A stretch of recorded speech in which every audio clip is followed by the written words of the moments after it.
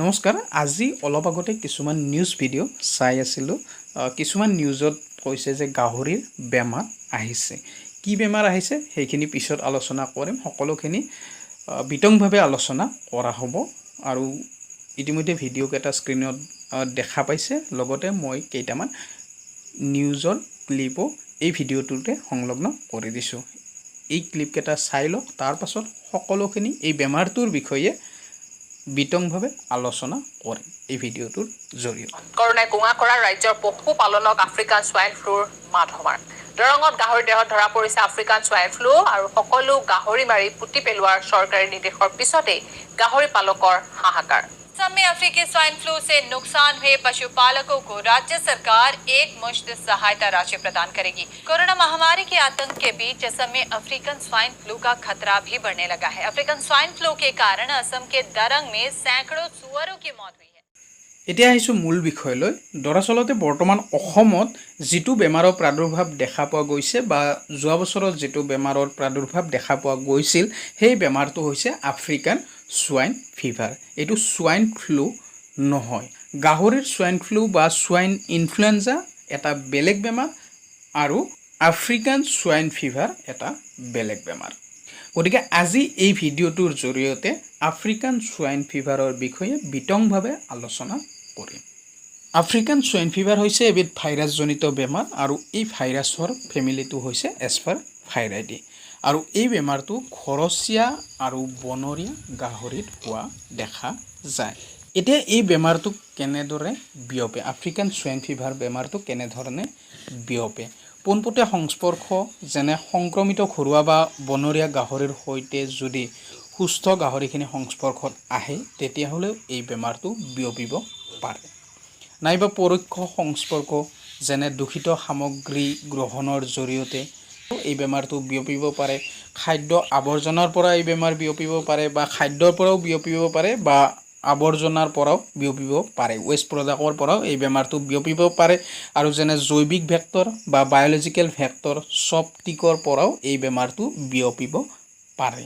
এতিয়া এই বেমাৰটো অৰ্থাৎ আফ্ৰিকান সোয়াইন ফিভাৰ বেমাৰটো মানৱ দেহলৈ বিয়পিব পাৰে নেকি আফ্ৰিকান সোয়াইন ফিভাৰ মানৱ স্বাস্থ্যৰ বাবে বিপদাশংকা নহয় অৰ্থাৎ এই বেমাৰে মানৱ স্বাস্থ্যত কোনো অসুবিধাৰ সৃষ্টি নকৰে এই বেমাৰৰ লক্ষণসমূহ কেনেধৰণৰ আফ্ৰিকান সোয়াইন ফিভাৰৰ একুইট ফৰ্মত কিছুমান লক্ষণ দেখা দিয়ে সেইসমূহ হৈছে এনেধৰণৰ হাই ফিভাৰ অৰ্থাৎ জ্বৰ হ'ব পাৰে ডিপ্ৰেশ্যন এনৰেক্সিয়া লছ অফ এপেটাইট ভোক কমি যাব পাৰে হিমোৰেজ ইন দ্য স্কিনত হিমোৰেজ হ'ব পাৰে কাণত ৰঙা পৰিব পাৰে কাণৰ স্কিন ৰঙা পৰিব পাৰে বা তলপেটটো ৰঙা পৰিব পাৰে বা ভৰিবিলাক ৰঙা পৰি যাব পাৰে প্ৰেগনেণ্ট এনিমেলবিলাক এবৰ্চন হ'ব পাৰে বমি কৰিব পাৰে ডায়েৰিয়া হ'ব পাৰে আৰু এই একুইট ফৰ্মত আক্ৰান্ত গাহৰিটো 6 পৰা 13 দিন বা 20 দিনৰ ভিতৰত গাহৰিটো মৃত্যুমুখত পৰে গতিকে ইয়াৰ মৰ্টেলিটি ৰেটটো প্ৰায় 100% এতিয়া যদি গাহৰিটো সাব একুইট বা ক্ৰনিক ফৰ্ম হয় তেতিয়াহ'লে ইয়াৰ লক্ষণসমূহ অলপ কমকৈ দেখা যায় আৰু ইয়াৰ যিটো মৰ্টেলিটি ৰেট মৃত্যুমুখত পৰাৰ হাৰ সেইটো হৈছে 30 পৰা 70% আৰু লগতে লক্ষণসমূহ এনেধৰণৰ হ'ব পাৰে লছ অফ ৱেট লছ হ'ব পাৰে জ্বৰ আহিব পাৰে বা শ্বাস প্ৰশ্বাসত প্ৰব্লেম হ'ব পাৰে ৰেস্পিৰেটৰী সাইন কিছুমান দেখাব পাৰে ক্ৰনিক স্কিন আলচাৰ হ'ব পাৰে আৰু আৰ্থ্ৰাইটিছ হোৱাও দেখা যায় এতিয়া এই বেমাৰৰ অৰ্থাৎ আফ্ৰিকান সোয়াইন ফিভাৰ কেনেধৰণে চিনাক্ত কৰা হয় কেনেধৰণে ডায়াগন'চিছ কৰা হয় এই বেমাৰটো সাধাৰণতে যিখিনি লক্ষণ কোৱা হ'ল সেই লক্ষণৰ ওপৰত ভিত্তি কৰি সাসপেক্ট কৰা হয় আফ্ৰিকান সোয়াইন ফিভাৰ হোৱা বুলি সাসপেক্ট কৰা হয় আৰু কনফাৰ্মেশ্যনৰ বাবে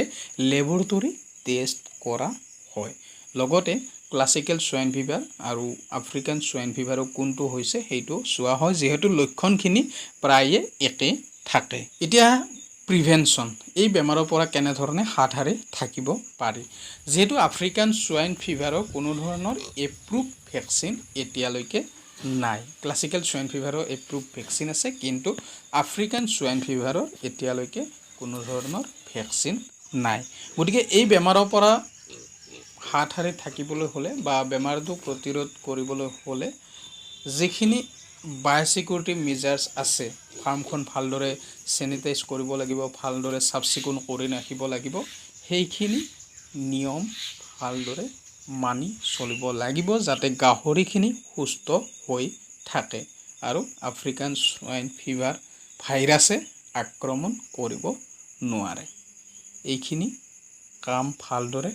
পৰিপাটিকৈ কৰিব লাগিব আৰু ফাৰ্মখনো চাফ চিকুণকৈ ৰাখিব লাগিব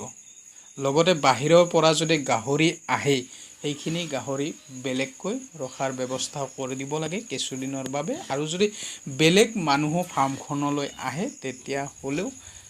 যেনি তেনি ফাৰ্মখনত সোমাবলৈ দিব নালাগে